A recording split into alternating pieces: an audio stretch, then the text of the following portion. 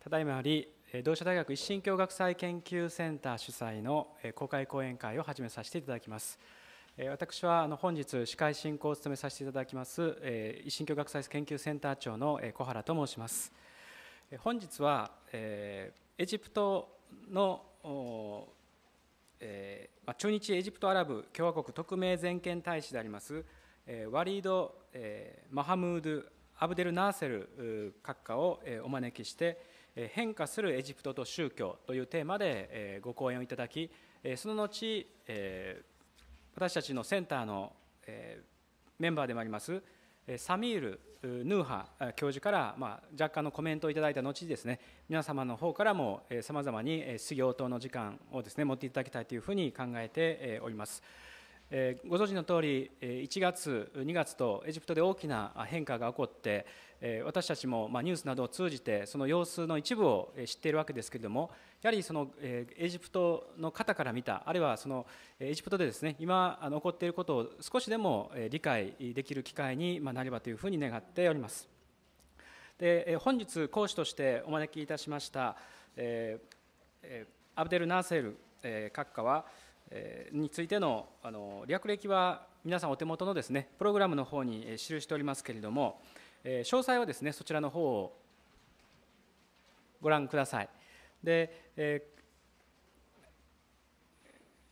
今日のですね講師の先生は非常に幅広い分野のですねご専門を持っておられまして、もちろん今現在ですね大使ということで外交、国際政治についてですね深くご理解いただいていると深いですね知識を持っていると同時にイスラム運動についてですね研究をなされてきました。ですからイスラムという宗教、そして政治や外交ですね、そういったこのパースペクティブを今日は合わせて披露していただけると思いますし、今のですねエジプトの様子だけではなくっておそらく古いエジプト、古代エジプトのですねにある宗教性から現代のですね宗教性に至るまでのお話を聞くことができるのではないかなというふうに思っております。このテーマについてはさまざまな角度からのアプローチが可能だとは思いますけれども、まずですね講師からの話を聞いた後に皆さんの関心に応じてですねさらに議論を後ほど深めていきたいというふうに考えております。今回は同時通訳となりますので、少しですね普段より長めのお話をいただきますが、最初に1時間強のですねまとまったお話をいただいた後にこのプログラムに書いている通りの手順で今日の講演会を進めていきたいというふうに思います。それでは早速お話をいただきたいと思います。よろしくお願いいたします。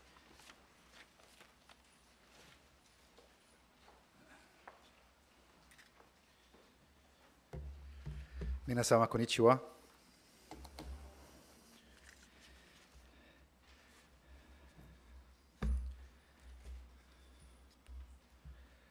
Honorable audience, I would like to start by thanking very much Kohara Sensei and the Center of Interdisciplinary Studies of Monotheistic Religions at Doshisha University for giving me that great privilege and honor to be here today among you, speaking at such a distinguished conference. And I wish to extend my thanks to my compatriot and dear friend, Professor Samir Nuh, and for Dr. Shinwei from the center. I'm particularly privileged for 3 reasons. The first is the outstanding reputation and achievement by SISMOR in its field of studies and competence as a comparative and interdisciplinary study of monotheistic religions and creating more understanding and better grounds for interaction with the 3 monotheistic Abrahamic religions of Judaism, Christianity, Islam in Japan, and outside Japan as well, in the whole world. The second reason I'm privileged today is the presence of two outstanding and distinguished professors and scholars in this field that I'm really honored to be among them today. Professor Dr. Wahba Zuhaili, professor at Damascus University, and my own compatriot, Professor Dr. Muhammad Al-Hawari from Ain Shams University.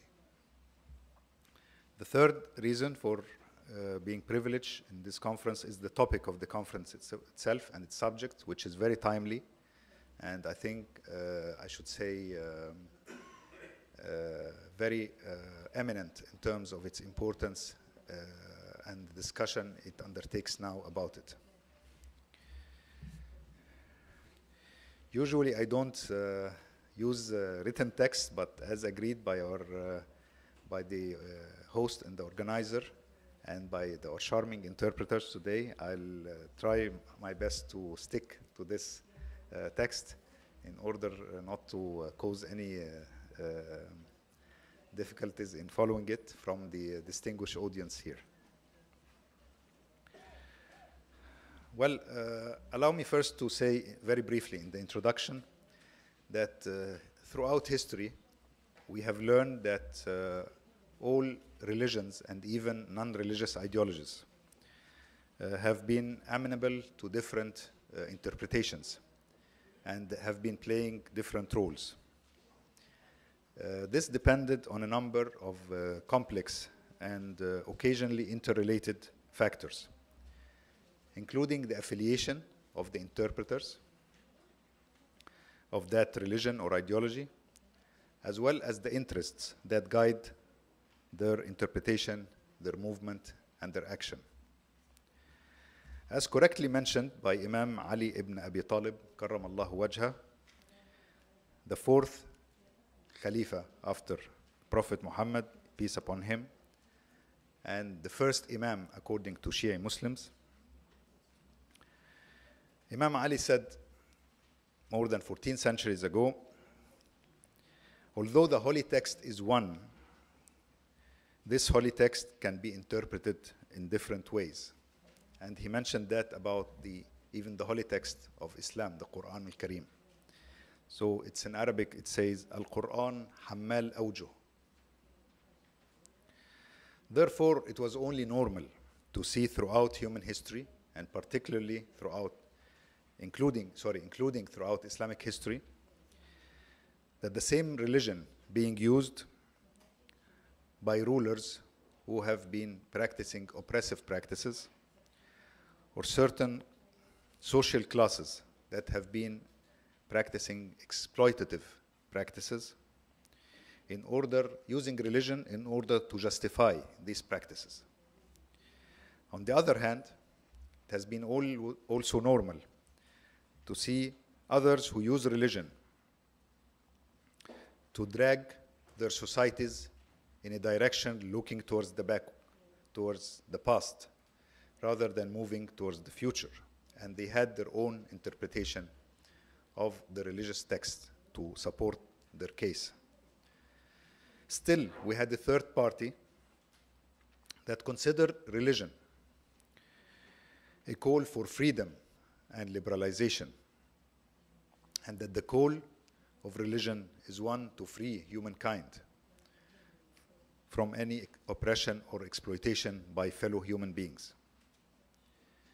Again, we had witnessed the fourth group arguing that religion has been, in fact, advocating the supremacy of the toiling classes, of the working classes. And still, we had even much more interpretations of religion throughout history. Allow me now to move to the subject matter of my presentation, which is the role of religion in Egypt. First, I will go, if you allow me, with an overview of the historical evolution of the role of religion in Egypt. I think this is important in order to understand where we stand today, which I will come to later. I believe that any of you who has had the opportunity to visit Egypt or to live in Egypt or to study Egyptian history, or even I would go further to say who has Egyptian friends or colleagues, would easily realize that religion was and is an integral part of the conscience of the Egyptian character. The ancient Greek philosopher Herodotus told us once that Egyptians are religious to a higher degree than any other peoples he had witnessed. I think we can safely argue that without the ancient Egyptian religion, there would be much less to see in Egypt of ancient Egypt today. The Great Pyramids would not exist, and there would be no fabulous temples or tombs in the west bank of Thebes, which is now called Luxor, city of Luxor in southern Egypt. And we would not see the mummies or the colorful decorations that adorn the structures that are remnants of ancient Egyptian civilization, of which many travelers to Egypt, including many Japanese tourists, like to enjoy in Egypt because it takes them thousands of years back in the past. Behind every aspect of Egyptian life, including the art, the culture, the political structure, the social norms and traditions, one can clearly feel the influence of religious forces that shaped the fabric of ancient Egypt. The spiritual world that was created by the ancient Egyptians was a rich and fascinating one, which remains unique in the history of human religion, despite the fact that it definitely influenced following religions, either worldwide or as far as the practice of these religions is concerned in Egypt. The old ancient Egyptian religion was both mysterious and manifest at the same time. It was accessible and hidden. For although the Egyptian religion was often folded in layers of myth and rituals, it nevertheless permeated the ancient civilization of the Nile and ultimately shaped, influenced, and sustained many aspects of Egyptian state, society, and culture until today. In the ancient religion of Egypt, people were very much concerned about the afterlife. Furthermore, in order to avoid being counted among the damned on earth, one had to pay due respect and tribute to the Egyptian gods at that time. But still, one has to live by a code of conduct because they knew that there would be a judgment after death.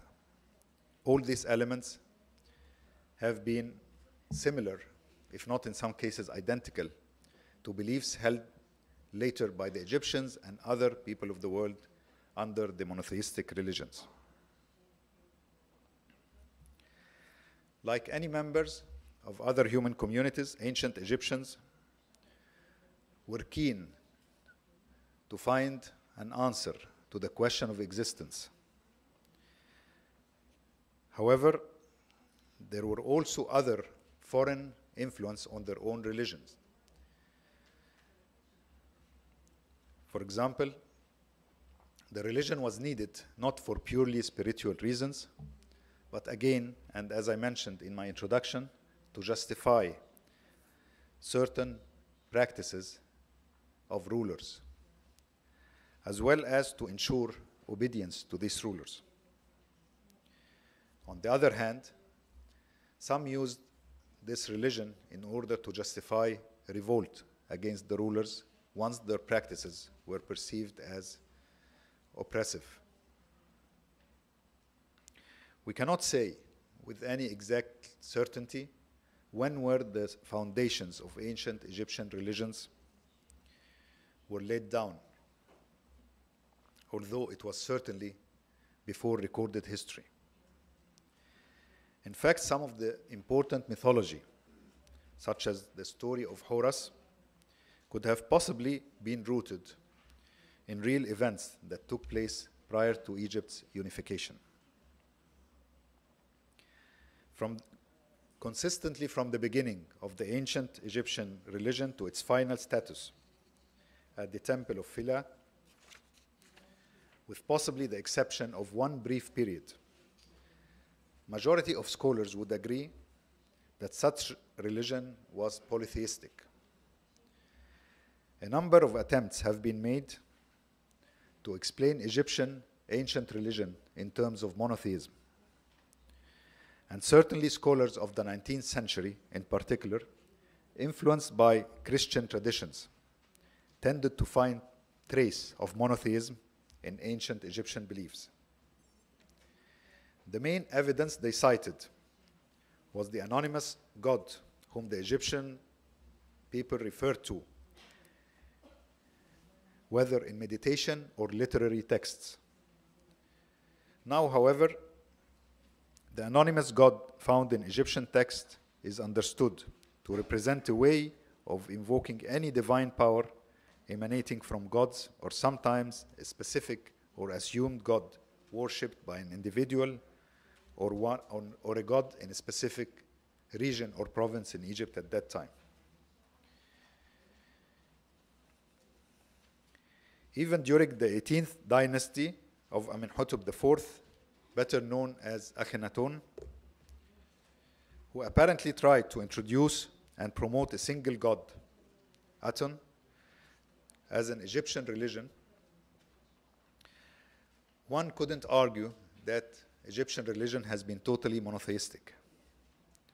For while the ruler, the king, or the pharaoh himself may have worshipped a single god, and even that is still not totally certain, his religion never spread over or sustained itself, as for the most part, Egyptians in general continued to worship their traditional gods and reverted to their original religion after the end of his rule. However, we should bear in mind the concept of manifestation. This concept that is frequently misunderstood by the general public made Egyptians in reality not worshipping statues, paintings, or animals, but they rather believed that these objects were manifestations of the god which they worshipped. I'm sorry for being maybe a bit detailed in these introductory remarks, but I think they were necessary for us to clarify the roots of the role of religion in the Egyptian mind, which in some aspects did not change its sanctification of the idea of worship of God, the afterlife, and the role of religion in general. But Egyptians throughout history, and particularly throughout history of monotheistic religions, were more amenable than other peoples to believe in and embrace Judaism, Christianity, and Islam, which spread rapidly, each in a different historical phase among Egyptians. Today, religion in Egypt is involved in many aspects of life and is endorsed by what we can call conventional wisdom. The latest census undertaken in Egypt in 2006 did not include religious affiliation in its counting methods. So we cannot tell for certain the number of adherents to the different religions, which are usually rough estimates made sometimes by religious or by non-governmental agencies. What is sure is Egypt is predominantly Muslim country, with Muslims counting between 85 to 94% of the population, depending on what census you are following. And we are talking here about a population, again, of estimated between 80 to 88 million people. We don't have also an exact number of the population because the latest census, as I mentioned, was held in 2006. The vast majority of Muslims in Egypt are part of Sunni Islam and primarily belonging to two schools of Sunni jurisprudence, the Hanafi and Shafi'i schools. In addition, significant number of Egyptian Muslims also follow Sufi mystical orders. And there is a tiny minority of Shias that is believed to be numbering few hundreds. The remainder of the Egyptian population, other than the Muslims, and here we are talking about between 6 and 15% of the population, again, according to what census you are following, predominantly belong to the native Coptic Eastern Orthodox Church, known as the Church of Alexandria. This church has their own Pope, who is the Pope of Alexandria. And he has been independent from Rome, or from, at that time, Rome, later the Vatican, since early history of Christianity, due to some theological differences on interpreting the nature of Jesus Christ and other related elements. There are also various Protestant churches in Egypt. They claim the membership of almost 300,000 Egyptians. In addition, there is a Coptic Catholic church, other than the Orthodox one, which again claim a similar number of adherents, 300,000 followers among Egyptians. There is a tiny minority again, but for several reasons known worldwide and significant worldwide, of Baha'is in Egypt. It varies in estimation between few hundreds to a couple of thousand. And even a smaller community of few hundred Jews, as well as a very limited number of Egyptians who identify themselves as atheists. The original ancient Egyptian religion disappeared. It doesn't exist anymore in Egypt today. But as I mentioned earlier, some of its customs or traditions permeated the three monotheistic religions whenever they came to Egypt, and molded these religions by what we can call an Egyptian mold.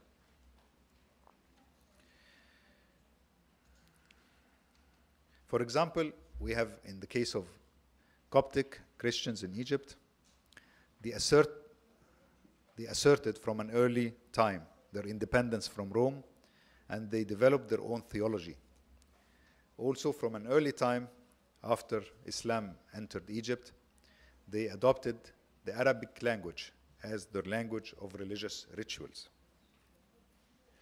On the other hand, as far as Muslims in Egypt are concerned, we have the very famous example and case of Imam al-Shafi'i, who, when moving from Iraq to Egypt, had to revise some of the elements of his school of jurisprudence in order to take into account the surrounding environment in Egypt, which influenced him very much.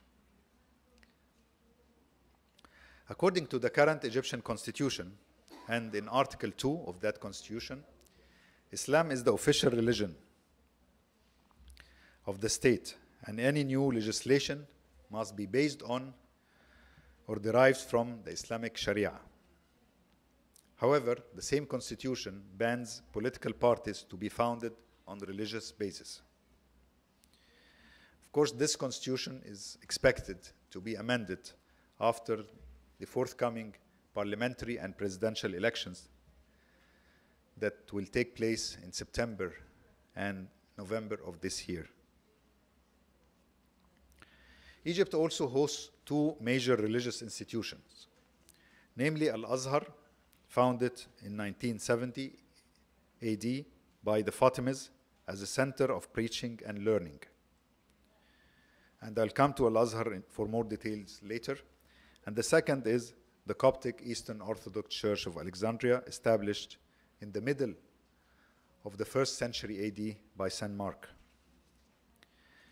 In Egypt, historically and today, Muslims and Christians have lived as neighbors.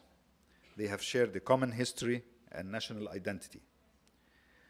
They also share the same ethnicity, race, language, customs, and traditions.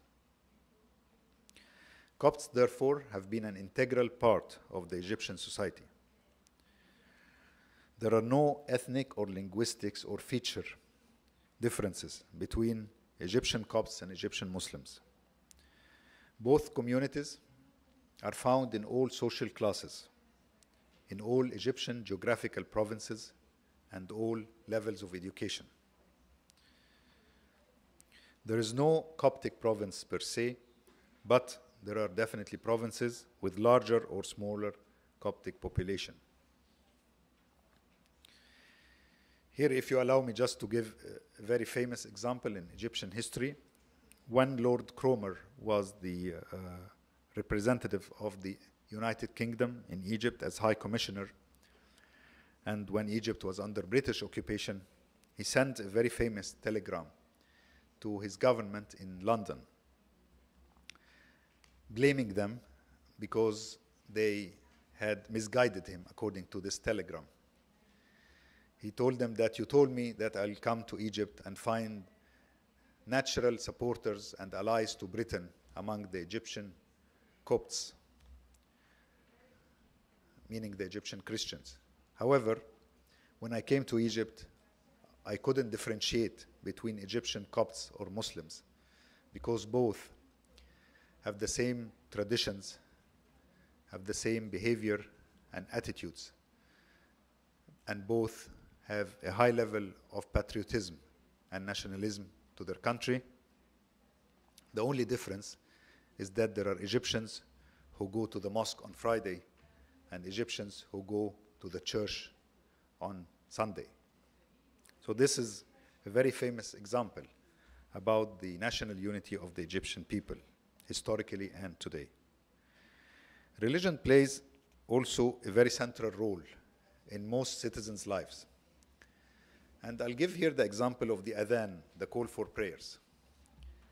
The adhan, in fact, which is heard 5 times a day, plays an informal regulatory role in different aspects of life in Egypt, whether social gathering, whether business meetings, whether media coverage issues. So people would give appointments to each other saying after the adhan, after the call of prayers of the Maghrib, for example, which is the sunset. So this is an aspect that's shared by all Egyptians, whether you're Muslim or a Christian or otherwise. Moreover, Cairo as a city is very famous for its minarets and mosques. In 1969 already, that's to say 42 years ago, Cairo was called the city of the 1,000 minarets and the 1,000 mosques. This number has definitely doubled, if not multiplied by now. But at the same time, Cairo is known for very historical and very important churches, like, for example, the Hanging Church. This religious landscape has been marred sometimes by extremely limited, infrequent, and sporadic cases of clashes between some Egyptian Muslims and some Egyptian Copts. Although some would refer these clashes to religious reasons or conflict of interest between citizens belonging to both religions, I can argue that this is not an accurate way in identifying real reasons of these clashes, especially if we bear in mind that the interaction in the daily life of Egyptians take place between them on individual rather than religious basis in every aspect of social interaction. So every citizen is acting in his capacity as an individual, as a citizen, irrespective of his religion, like irrespective of his educational background or his class affiliation. However, of course, we should admit there are extremists on both sides who have different views of the nature of the social contract which should prevail in the society. and who occasionally try to promote the cause of hatred and violence towards the other. But these extremists mainly have seized some turbulent political situations internally and externally in order to add fuel to this fire. In this respect, it's important to refer as back as 1798, French expedition against Egypt, during which some historians have recorded what we can call the first sectarian sedition in the modern history of Egypt, that, as I mentioned earlier, occasionally recur until today. It was shocking for Muslims of Egypt at that time to see the Coptic teacher, Jacob ben Hanna, who was a famous merchant, putting his huge wealth at the disposal of the French campaign and forming an army corps of some Copts in Egypt to join the French army and to participate in the fight against Egyptians. However, it is worth notice that most Egyptian Copts at that time boycotted Jacob and his army and didn't consider him representing the Egyptian Coptic community and didn't accept him calling his army the Coptic Brigade. This is because Copts have always maintained a very strong combined nationalistic and religious identity and pride themselves for their contributions not only to the Egyptian people, but to the Arab nation and to the Islamic civilization. Indeed, they had prominent contributions to all aspects of Egyptian life: political, cultural, social, economic, artistic, media, and otherwise. Since the era of Muhammad Ali, the founder of modern Egypt, who ruled Egypt between 1805 and 1848, Egyptian Christians worked side by side with Egyptian Muslims for the establishment of modern Egypt. In the 1919 uprising against British occupation, Coptic priests gave speech in mosques, while Muslim ulama gave speeches in churches.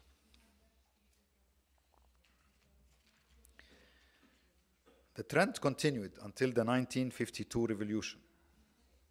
Thereafter, the new revolutionary regime did not base its positions towards its citizens on the basis of their religious identities, but rather on the basis of their political stance with or against the new revolution, as well as later on their social status and economic wealth, particularly as a de facto one-party political system emerged in Egypt at that time. So after 1952 revolution, the political life has dramatically changed in Egypt.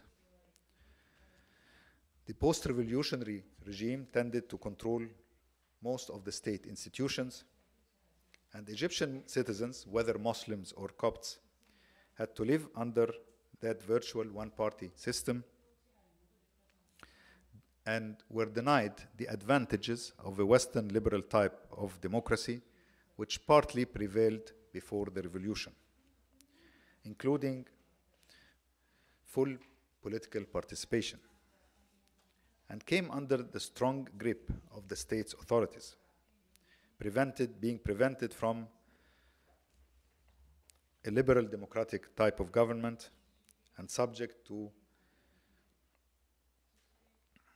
strong control by the state and its institutions.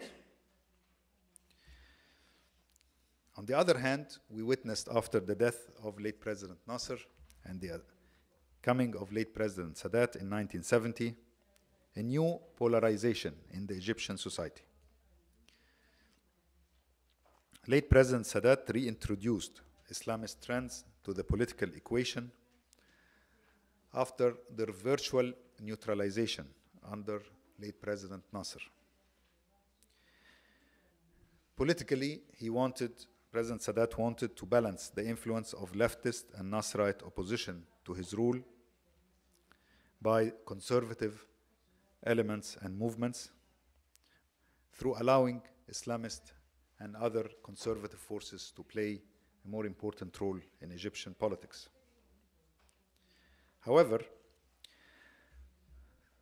in few years' time, these movements realized that they have been more or less being manipulated by the political regime and used to serve specific target by the ruler, particularly as they faced serious restrictions on their effective political participation, in addition to the failure of the late President Sadat at that time to undertake domestic and foreign policies that would be in line with the orientations of these movements, such as the decision to sign the peace treaty with Israel in March 1979, and receiving in Egypt the last Shah of Iran, Muhammad Reza Pahlavi, in the same year, 1979, after the revolution in his country. Both magnified the antagonism between the late President Sadat and Islamist-oriented movements. During the same period, 1970s, we had witnessed for the first time, maybe since the 50s, the resurfacing of incidents projected as sectarian strife, starting with Al-Khanka incident. In a political system where people felt isolated from the policy-making process of their country due to the lack of due representation in legislative and executive branches of government, and did not witness peaceful transfer of power, the safe haven would have been normally religious affiliation, where extremists on both sides rechanneled the frustration of their fellow believers and planted the seeds of hatred towards and denial of the other. In such political environment, religious or sectarian problems tend by nature to get oversized and misinterpreted, leading to misidentification of the problem from being a comprehensive political problem to being a problem of discrimination and one group of the population's underrepresentation. As a result, some Egyptian Coptic activists started during that time to articulate some demands in order to improve the status, according to their point of view, of their fellow Copts. These demands included more representation in executive, legislative, and judicial branches of government, including particularly in senior posts and sensitive institutions. It also included more equality in promotions in the government, state bureaucracy, in the public sector, in academic institutions, as well as the military and security institutions. It also included demanding the removal of religious identifications from official government documents. It included the equality between mosques and churches in getting licensing procedures for their construction or renovation. And it included as well a more vigorous enforcement of the Constitution's guarantee for equality among Egyptian citizens in rights and duties. Finally, these activists demanded greater emphasis on Coptic heritage and history in school curricula, as well as teaching the values of pluralism. This was happening in this period starting from the 70s in Egypt. And we have to maybe now move to the global perspective. The global perspective witnessed a very significant transformation after the end of the Cold War in 1991 and the collapse and disintegration not only of the Soviet Union and Eastern Bloc, but a major retreat in communist ideology and what was perceived as communist threat to the West.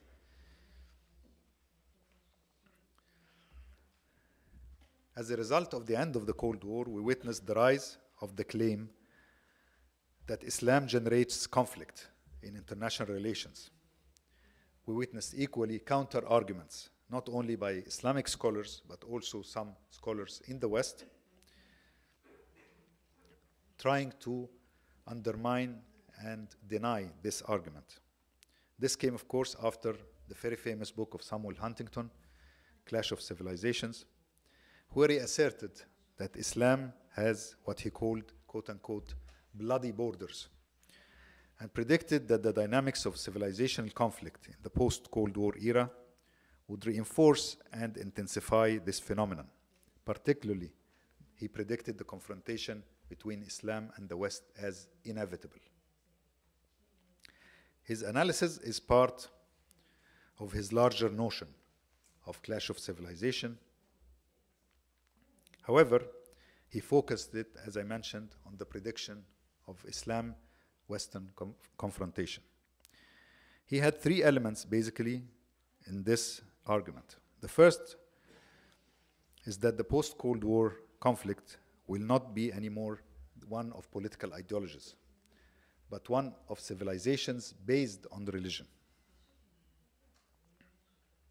A second element was that conflicts involving Islamic civilization will be particularly widespread and violent. His third element was that Islamic civilization would be the greatest threat, not only to Western civilization in a cultural manner, but to the liberal and democratic values of this civilization. While many, if not all, of Huntington's arguments have been controversial, his arguments concerning Islam had found acceptance among some Western circles of policymakers, academicians, and media people. This, throughout the time, has proven that it is, in some cases, making Huntington's predictions a self-fulfilling prophecy.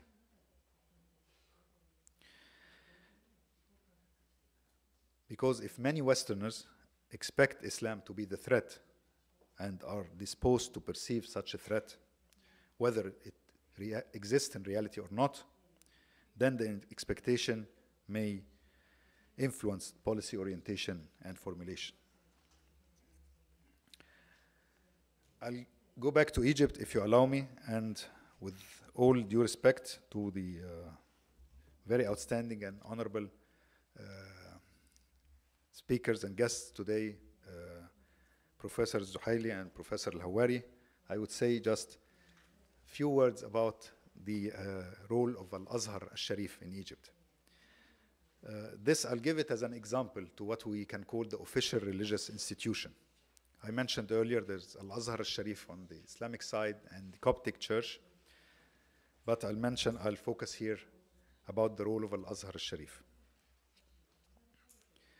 Al-Azhar al-Sharif has been established, as I mentioned, in the 10th century AD. It both combined being a mosque and, at the beginning, a madrasa, school, and later, of course, university, which we can consider the first university in not only in Islamic world, but worldwide. The role of Al-Azhar was extended over time, particularly in its early period, also to being a center of Arabic language learning and literature.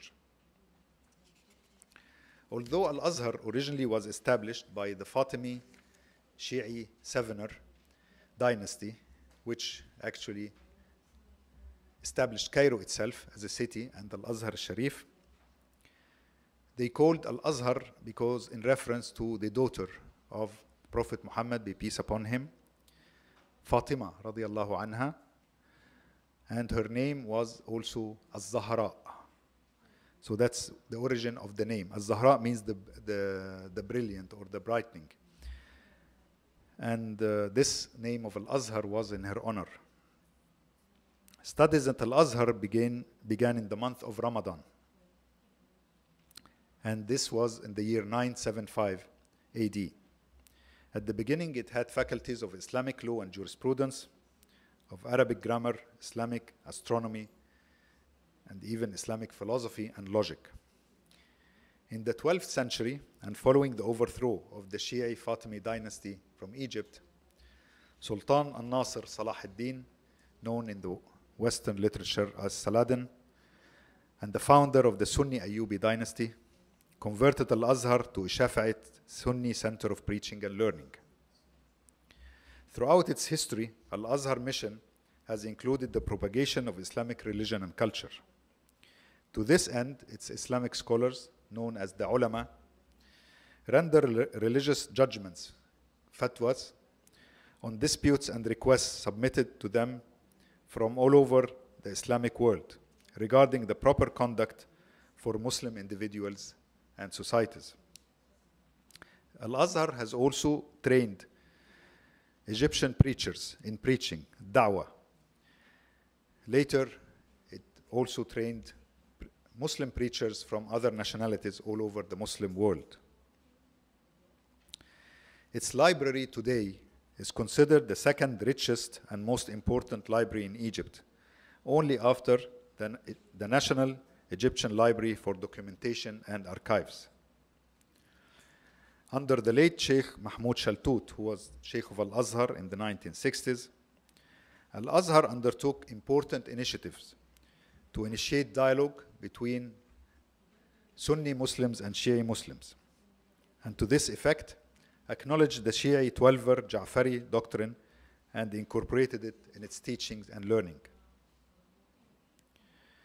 Although Al-Azhar University concerns itself with religious syllabus, meaning Quranic sciences and traditions and Sunnah of the Prophet Muhammad, peace upon him, on the one hand, it also started in the 1960s to teach modern sciences.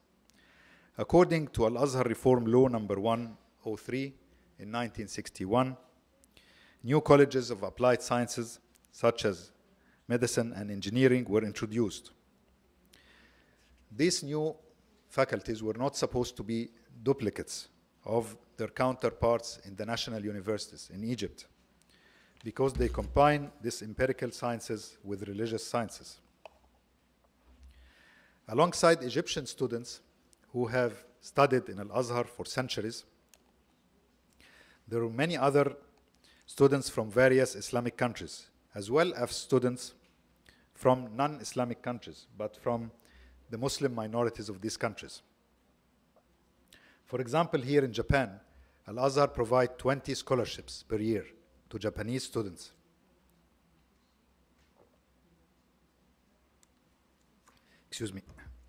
Provides 20 scholarships per year to Japanese students to study at Al-Azhar University. These foreign Muslim students enjoy equal treatment to that received by Egyptian students. Al-Azhar has been known throughout its history of highlighting tolerant, open-minded, and moderate vision of Islam, what is called wasatiyya. Al-Azhar has been promoting this vision not only in Muslim countries, but again among Muslim communities and minorities in non-Muslim world. Al-Azhar has been sending preachers and scholars to other Muslim and non-Muslim countries in order to promote this open-minded vision of Islam.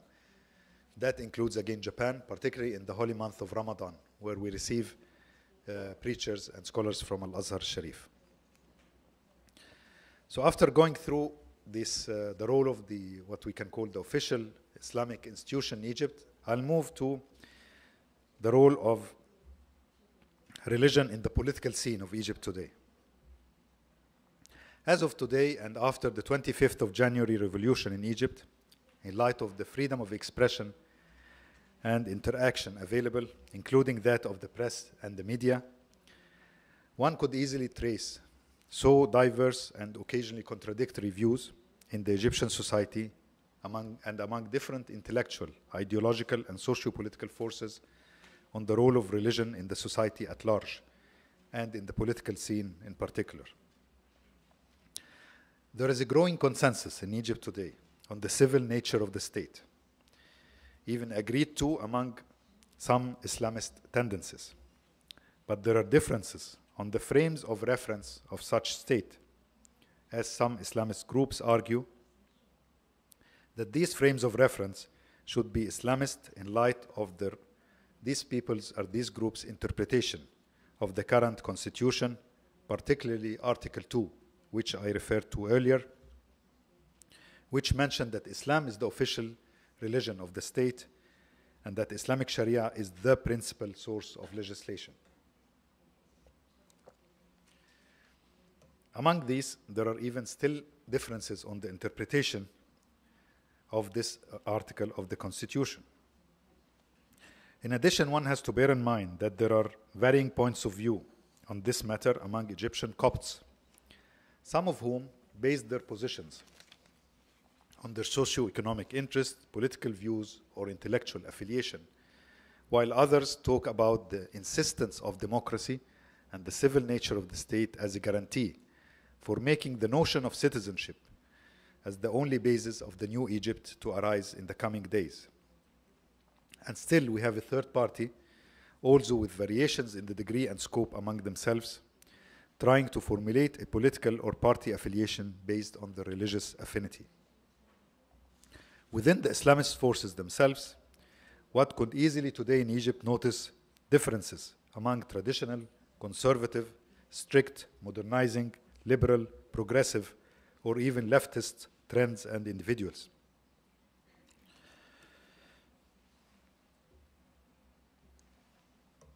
Excuse me. This varies according to the popular base and the organizational cohesiveness of each group, as well as the different image of the utopia they would like to see in reality in Egypt. This was about the political scene. I'll move now to the social scene. I claim that there is virtually a consensus in Egypt today among different groups and organizations that have been active during and after the January 25th revolution. This consensus is about the fact that during the revolution, the true spirit of Egyptian people was revealed, irrespective of religious affiliation. This was demonstrated, for example, in the collective action taken by residents of the same neighborhood to protect the public and private property in their neighborhood in the days that witnessed virtual collapse of the security situation after the withdrawal of the civil security police and before the full deployment of the armed forces after January 28, 2011. Other examples in this respect include teamwork by voluntary groups, particularly of Egyptian youth, but of citizens in general, during and after the revolution, to clean the streets of their districts and to collect garbage and recycle them away of residential areas, as well as similar efforts to decorate pedestrian areas, particularly in major cities such as Cairo and Alexandria. These encouraging examples gave rise after the revolution to a wave of grassroots action aimed at consciousness and awareness building among the Egyptian people in the field of social manners, behaviors, and interaction with fellow citizens or foreigners. Religion has been used and invoked in this respect to show to Egyptians who are religious by nature, as I mentioned earlier, that the values of community service, of discipline, of organization, respect for laws and rules, as well as respect for elderly people, women, and children, are intrinsic values deep-rooted in Islam and Christianity, and therefore people should follow these values and seek to implement them, not only out of patriotic allegiance to their country, Egypt, but equally out of abiding by the teachings of their own religions. Moving from the political and social, I'll come now to the economic relevance of religion in Egypt today. As I explained previously, religion cannot be neutralized from any aspect of daily life or activities of Egyptians. And hence, during the current economic difficulties faced by Egypt, calls for increasing production and productivity, return to work, and more dedication in that work, rejecting and combating corruption in all its manifestations, as well as participating in voluntary activities to support the economy whose economic activities were adversely affected by some secondary developments arising after the revolution, were all backed and strengthened by religious teachings and reasons that Islam and Christianity alike indicated and pushed in this direction. Knowing that referring these acts to religion will drive Egyptians to engage more in them. Therefore, people were asked to abandon strikes, sit-ins, or protests that could potentially negatively affect the recovery of the economy, whether the production process or different services associated to it, and were asked to resort to other means to echo their legitimate demands for better pay and other services or benefits. If you allow me, before I conclude, I want to give an overview of the situation, or rather the evolution of the situation in Egypt after 25th of January revolution. The revolution took the form of a popular uprising that was characterized by being highly civilized and peaceful, whether inside Egypt or even by international leaders and media, including in Japan. Millions of protesters from different socio-economic, educational, geographic, and religious backgrounds reflected their different demands for political and social reform in one demand that focused on bringing an end to the rule of the former president. Uprising took place in different cities, and 18 days after start of the uprising, former President Mubarak decided to step down from office. Thereafter, the authorities of the president were passed to Supreme Military Council. The grievances of Egyptian protesters were reflected on civil and political issues, including concern of previous police brutality, state of emergency laws, lack of free elections or transfer of power, expansion of high levels of corruption. But it also reflected socio-economic concerns and demands, including high rates of unemployment, food prices inflation, and low wages.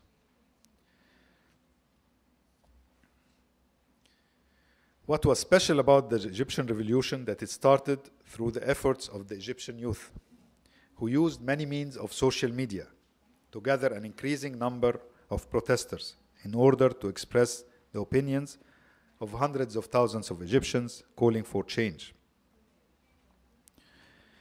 Again, the Egyptian revolution was not restricted or confined to one ideological group or intellectual trend or political party. All trends eventually contributed and participated, whether under the banner of nationalist group, Islamist groups, liberal groups, leftist group, or Nasserite groups.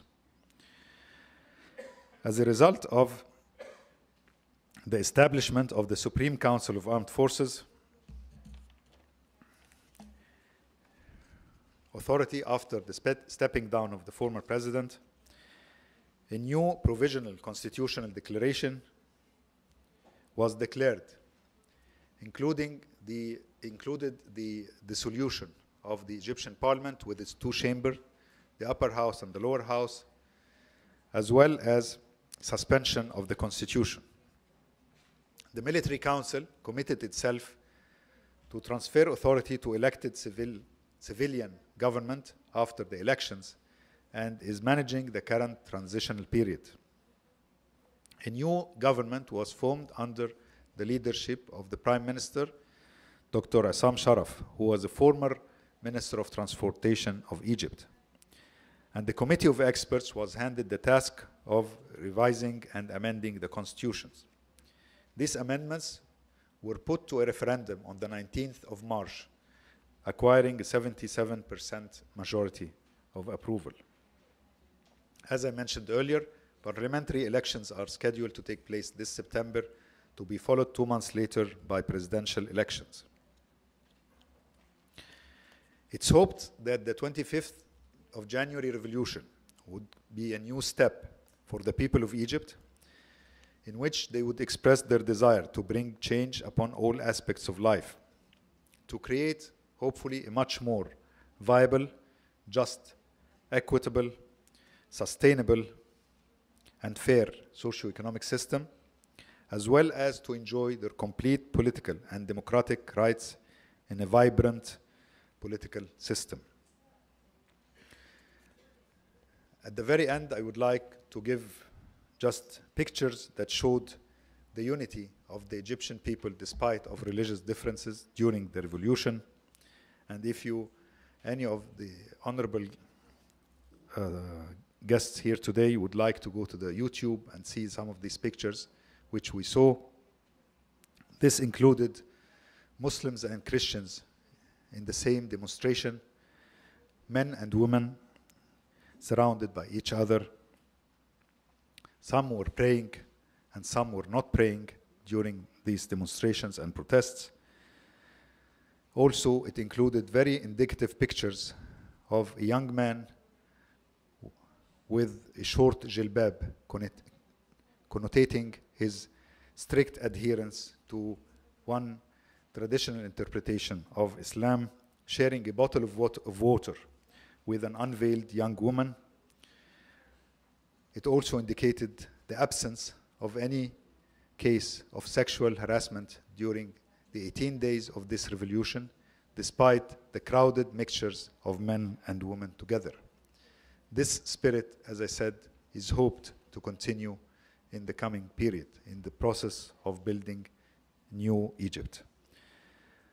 Thank you very much for your attention. Domo arigatou gozaimashita.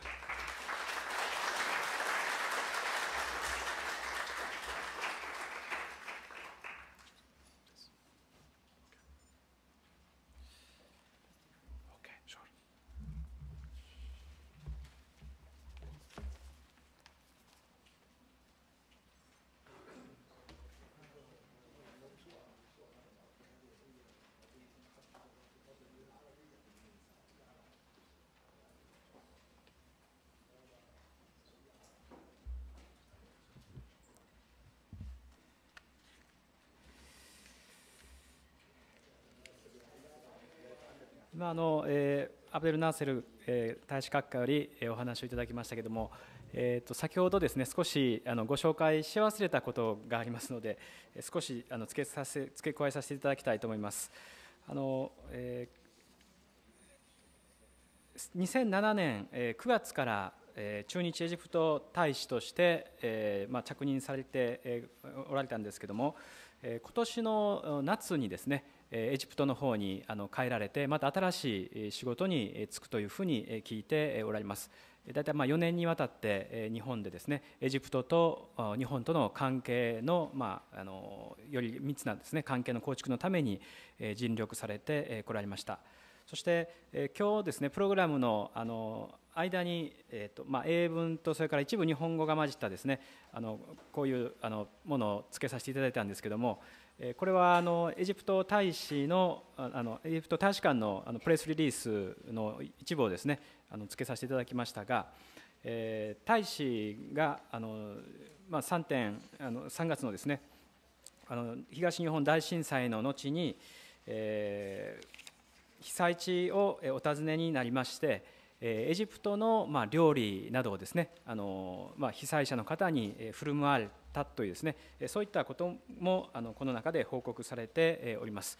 こういう被災地訪問を通じて、実際にですね様子をご覧になり、そのことをまたエジプトにもですねお伝えになっていると思います。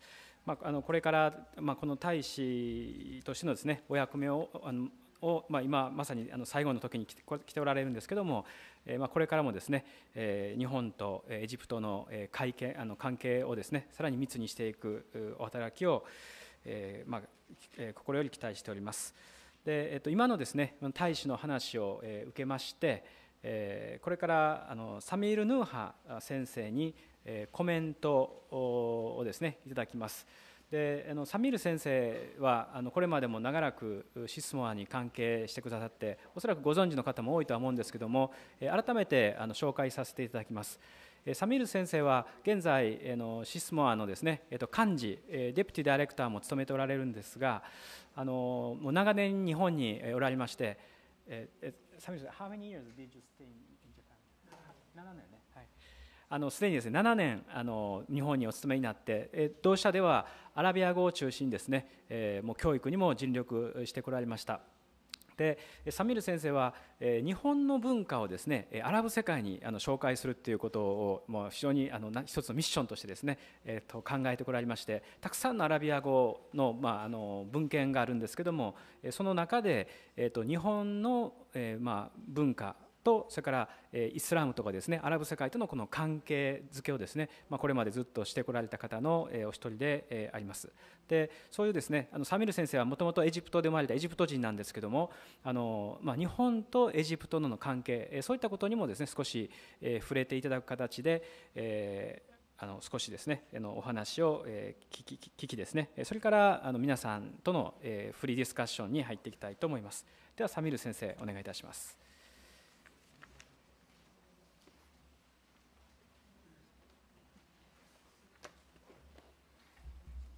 皆さんこんにちは。アッサラムアライクム。Allow me first to thank His Excellency Ambassador of Egypt, Dr. Walid Abdel Nasser, for accepting our invitation and for his excellent presentation of today.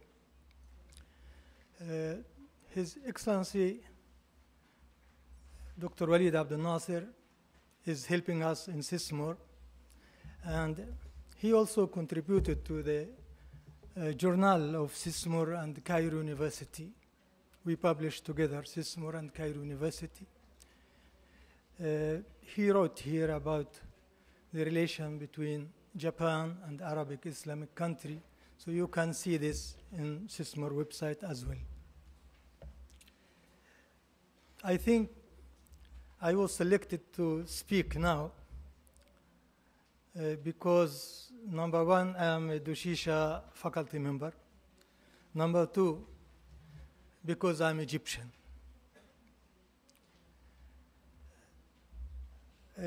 As Kohara Sensei said, I am here for 7 years, and I'm very sorry I cannot speak Japanese. 日本まだわかりません。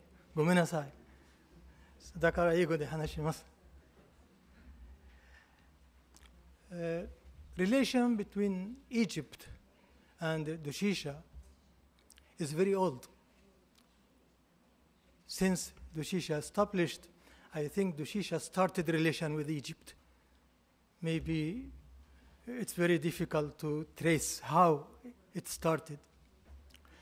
In 1882, we have a revolution in Egypt against British. And 1884, Nijima Jo, who established Dushisha University, knew about this revolution. The leader of revolution, Ahmad Orabi Basha, was captured by British and sent to Sri Lanka.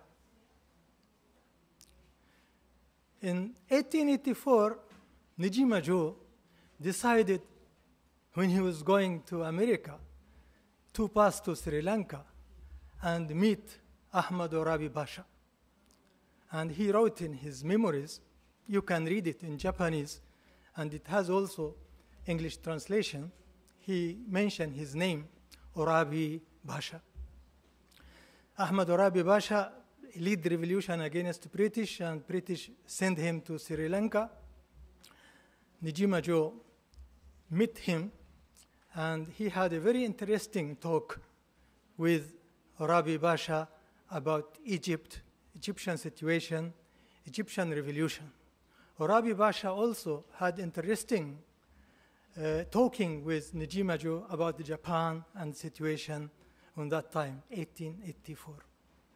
I am very proud to say that Orabi Basha, watashi no jikka no kata desu.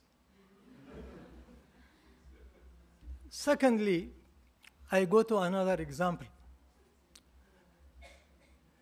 In 1919, Egypt has another revolution, great revolution known in Egyptian history as ثورة 1919, ثورة 19, the revolution of 19. You know Tokotomi Kenjiro, he graduated from Doshisha University. He studied at Doshisha University, graduated at Doshisha University. Maybe some of you wrote his novel, Hototo Giso, in Arabic, Ta'irul Waqwaq. Kenjiro visited Egypt and Palestine in 1905. He was going to meet Tolstoy. So he visited Egypt and Palestine. That time he saw the situation in Egypt and the British occupation in Egypt.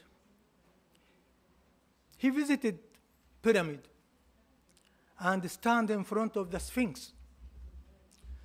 And he wrote poem.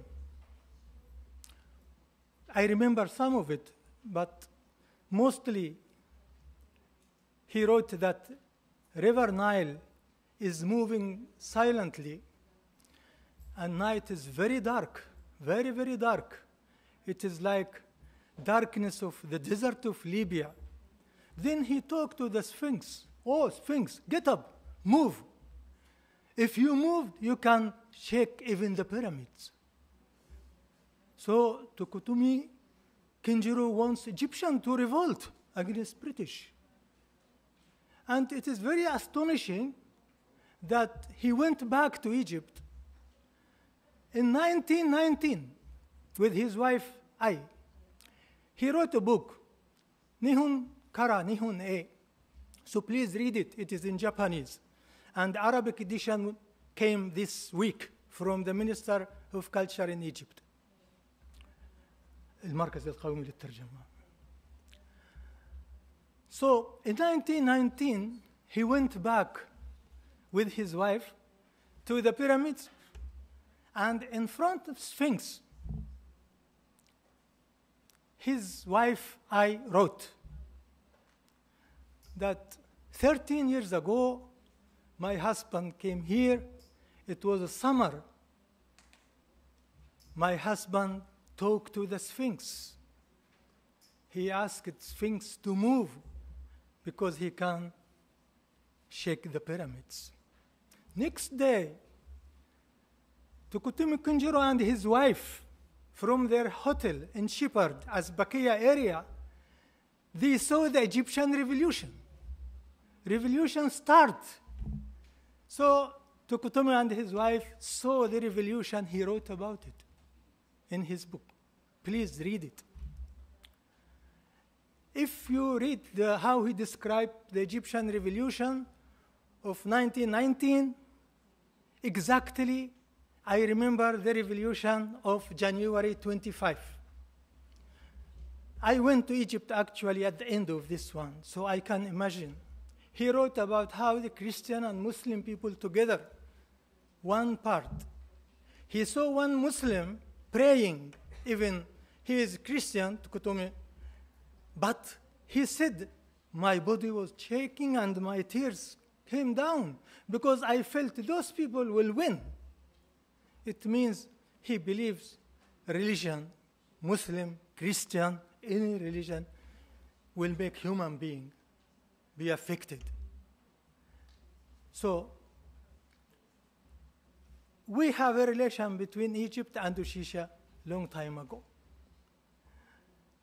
And I want to tell you a very short story about myself.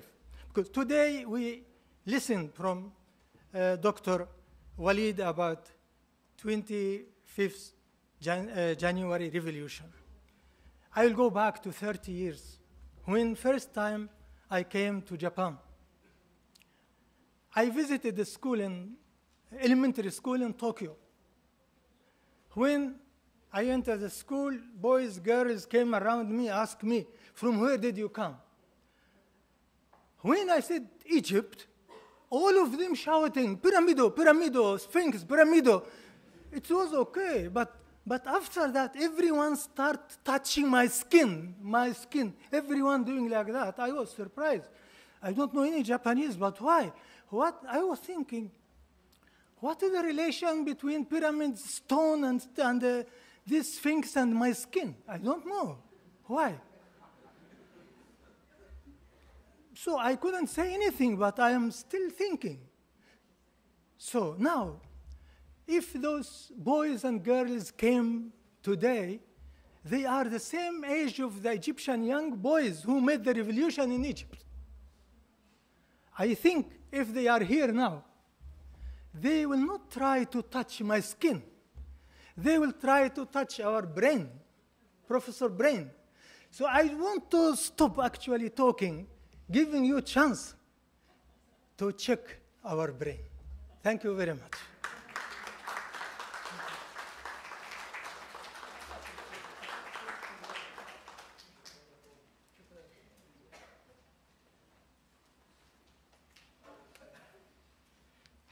サミール先生より非常に興味深い同志社とエジプトの関係について、あるいは、サミール先生個人のですねエピソードについてお話しいただきました。で、今ですねお話しいただきましたようにこれからですね特に、今日大使は、古代エジプトのですね宗教性のことについてもお話しいただきましたけれども、そのことについてねご質問いただいても構いませんし、また今起こっているですねさまざまな事柄についてご質問いただいても構いません。自由にですねお聞きいただければというふうに思います。比較的時間はございますけれども、今日ですね大勢の方に来ていただきました。改めてお礼申し上げます。